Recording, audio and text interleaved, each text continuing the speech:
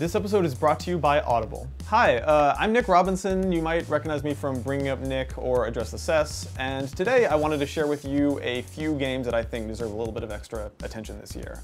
We're all doing Game of the Year lists, and I think mine is maybe the weirdest based on what I've seen, but I think these games deserve a little extra spotlight in a year when a ton of really excellent stuff came out. So yeah, here we go. Number 4, Tilt to Live 2.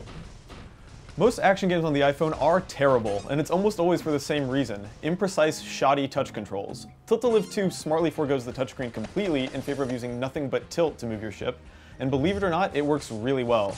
Seeing the game in motion, you'd never guess it was played with motion controls, which is a testament to how excellent the movement actually feels. The game is pretty much what would happen if you took that pacifism mode from Geometry Wars 2 and fleshed it out into its own full-fledged game, complete with weird, interesting power-ups, a nerve-wracking chain multiplier mechanic, and a smart leaderboard system that always gives you someone new to compete against. Each power-up has its own multiplier trick, and because the power-ups spawn randomly, no two games begin exactly alike, forcing you to change up your combo strategy every single time you play. I really didn't expect to have an iPhone game on my Game of the Year list, much less a bullet hell game with tilt controls, but if I said Tilt to Live 2 wasn't one of the best games this year, I'd be lying to you, and I am not a liar. Somehow, against all odds, here is a zero-button iPhone game that scratched my arcadey sensory overload itch for 2013. Tilt to Live 2 is great. Not just great for an iPhone game, but great, period.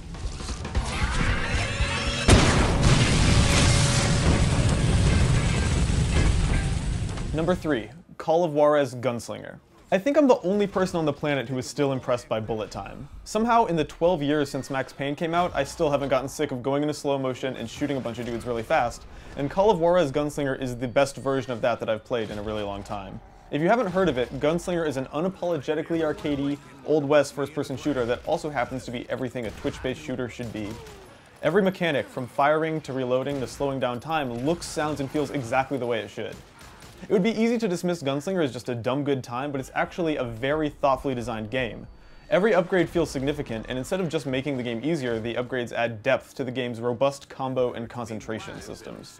I haven't even mentioned the story yet, which is narrated by your increasingly drunk and unreliable protagonist in a really interesting way.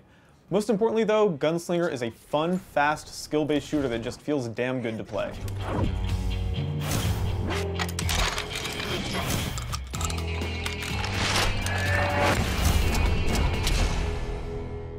Number 2, Super Mario 3D World. Remember those secret levels in Super Mario Sunshine where they took away the jetpack and just let you do some pure platforming for a few minutes? Super Mario 3D World is like an entire game made of that stuff, and it's exactly as good as it sounds.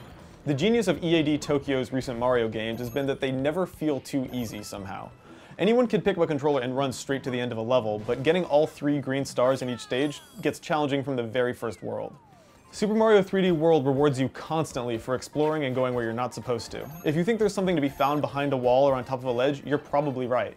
I found myself dying repeatedly on some embarrassingly early levels because I insisted on getting every single collectible. Basically, the game is only as hard or as easy as you want it to be. It also might be the prettiest game of the year. If you're like me, the Super Mario Galaxy games made you yearn for a true HD Mario game, and now that it's here, I'm happy to report that it's just as gorgeous as you hoped. In a year full of excellent games that also happen to be set in grim, ruthless worlds like the Apocalypse or Los Santos, the unabashedly colorful and gradient-heavy Sprixie Kingdom is a refreshing alternative. This might be the most colorful video game ever made, and catching it on the tail end of a whole generation of gray-brown shooters kind of feels like eating a 20-hour dessert that you never get tired of. Combine that impossibly polished Mario platforming with ultra-creative level design that rarely repeats a single asset or idea, and you've got a game that hardly seems man-made at all. It's magical, a nearly perfect game, and possibly the purest gaming experience I had all year.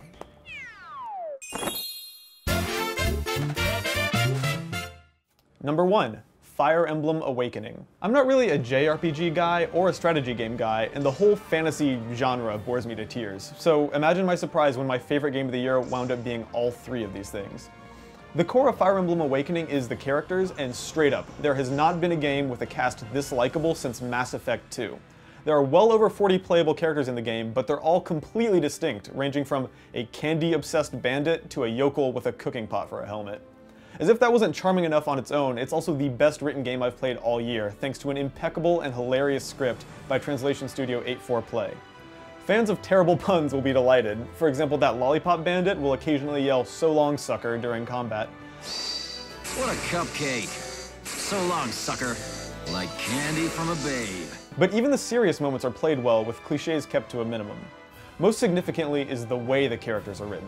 They talk in a sort of mix of like medieval speak and the way you and I talk in 2013, and the result is a game with a very unique tone. All this fantastic writing serves one really important gameplay purpose. It makes the series' iconic permadeath that much more devastating. Imagine XCOM if all the soldiers were full-fledged, one-of-a-kind characters with charismatic personalities, and you can sort of begin to imagine how bittersweet the Fire Emblem experience is. You will permanently lose characters you love in this game, but when a lethal enemy attack just barely misses your favorite character, it's absolutely exhilarating. I could spend hours gushing over what I love about Fire Emblem: the deep, rewarding combat, the conversation-based relationship-building system, the redesigned, approachable user interface, the soaring orchestral soundtrack, but instead I'll just stop here and say that you really ought to play this game. Fire Emblem Awakening gave me both my favorite characters of the year and my most triumphant gameplay moments this year, and I don't see it leaving my 3DS anytime soon.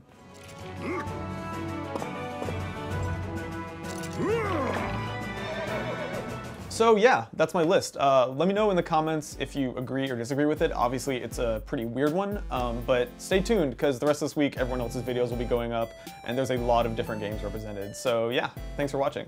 And now let's take a quick moment to thank our sponsor, Audible. They have over 150,000 audiobooks and spoken word entertainment to be downloaded to your phone or MP3 player and played back anywhere, anytime.